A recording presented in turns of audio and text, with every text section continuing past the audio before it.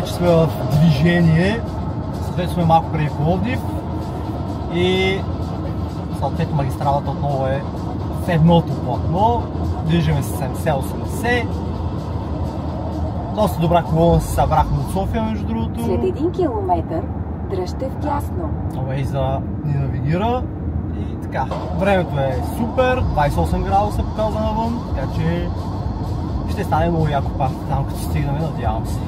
И да има още повече коли. И нещо да кажете или да отзаде какво прави? Всичко е екстра. Всичко е екстра, Бошка? Всичко е точно за сега. След 400 метра продължаваме, дръжте вдясно.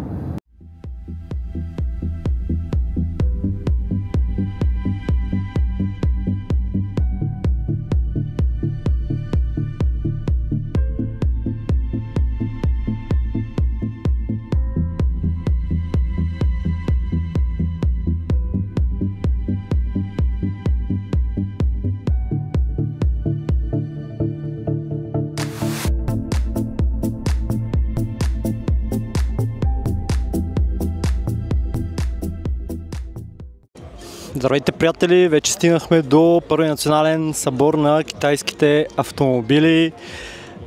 Нещо колегите ми показват, че нищо не снимам, ама май снимам, усетих. В момента има доста представители на китайските автомобили, ще ги разгледаме съответно и ще вземем мнение от хората, които ги карат. Също така може да прегледаме електрическите представители. Между другото, тук на територията също така е Hero на Dongfeng.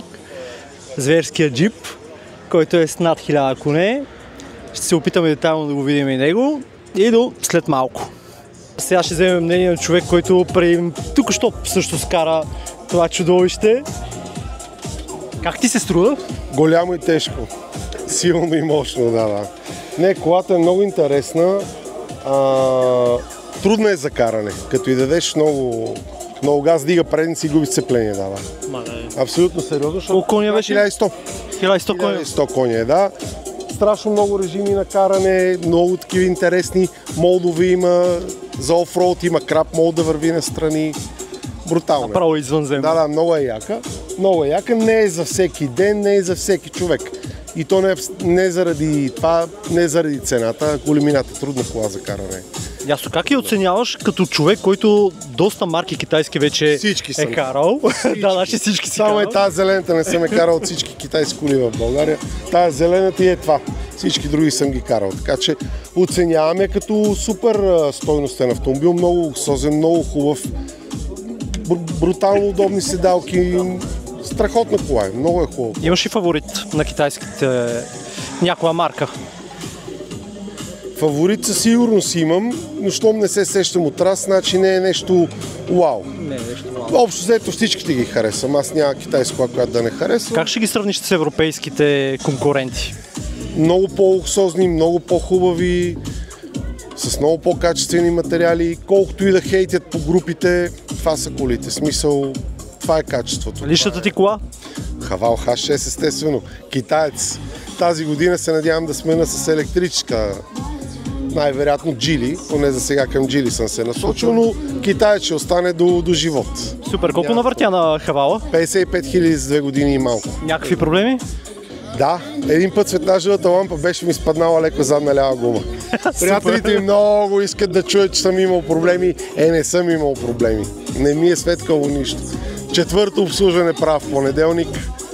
Абсолютно прекрасен автомобил. Не би го сменил, ако не се бях насочил към електромобил. Не бих я сменил. Благодаря ти много. И аз ти благодаря.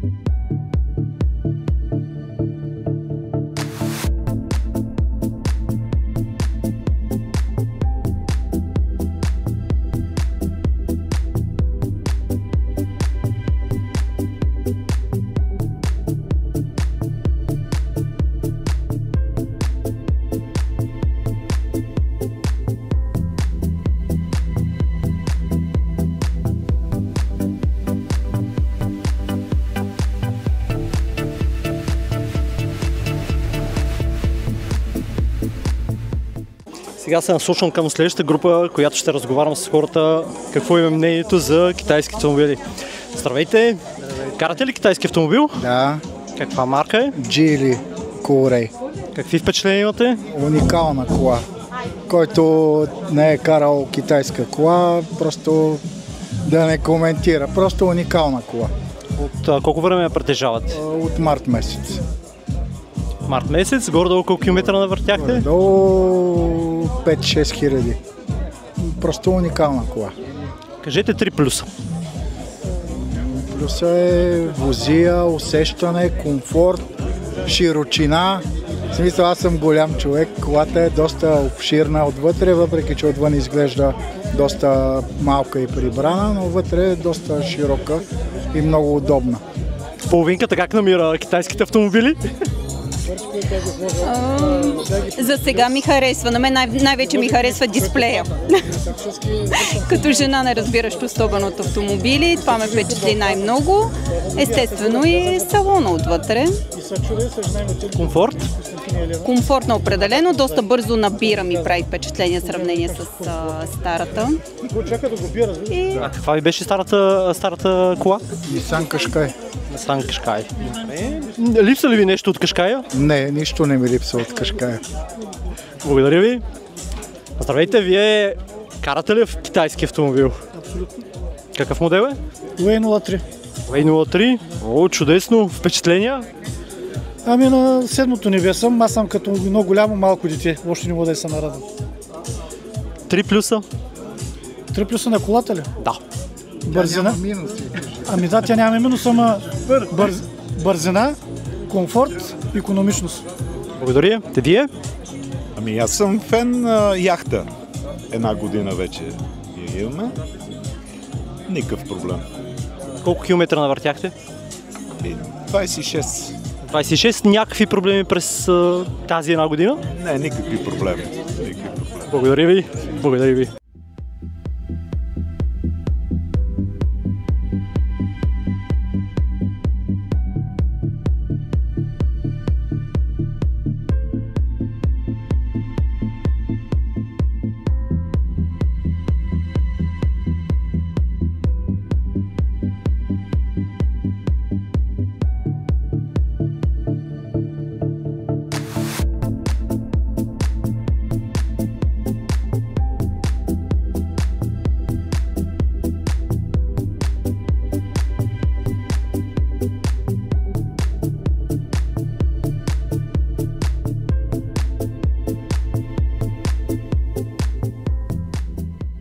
Ми се и към другата група, която ще питаме за китайските автомобили. Здравейте! Притежавате ли китайски автомобил? Да. Какъв модел е? Т5. Т5. Чудесно. От колко време го притежавате? Ами вече ще стане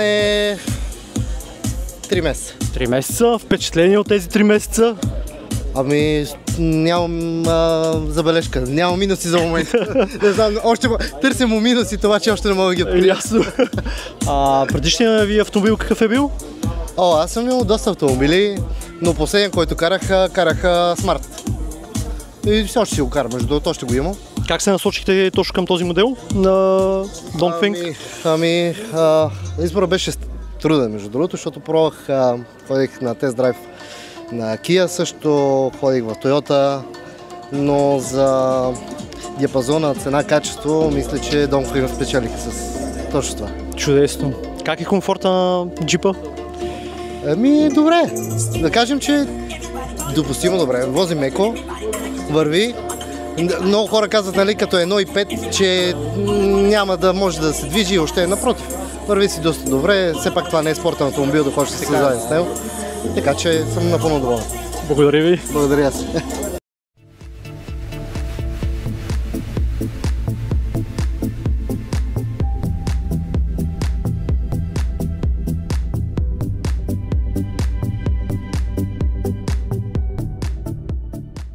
Приятели, тук сме с нашите домакини от Dongfeng, които буквално целият събор каза, че трябва да спечелят наградата за любимец на публиката с този малък градски автомобил. Също така не искаме да им благодарим за съдействието, за организацията и се надяваме да имаме така дългогодишно приятелство между клуба ни и вас, така че заповядайте. Много благодарим. Това е за вас. Целият екип на Dongfeng. Пълно сме благодарни за тази награда. Тук се намираме със следващия награден в нашия събор, като това е автомобила, който журито избра за най-атрактивен екстериор. Това е чисто новия Shine. Може би колко седмици го имате вече изобщо? От 2 седмици, както виждате, вече започва да трупа награди. Заповядайте, това от нас. Благодарности за посещението и за факта, че ни запознахте с този автомобил. Надяваме се да виждаме повече.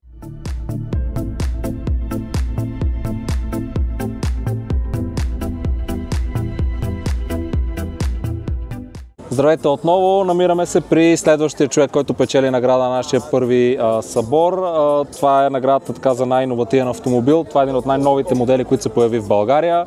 Електрически, так да не кажете, че сме случайно с някакви предубеждения. Харесваме много електрическите автомобили и бензиновите и се надяваме да виждаме повече и повече автомобили от този тип и този клас сред нас. Така че заповядайте, благодарим ви за участието и се надяваме да се виждаме пак и да покажете и следващите модели.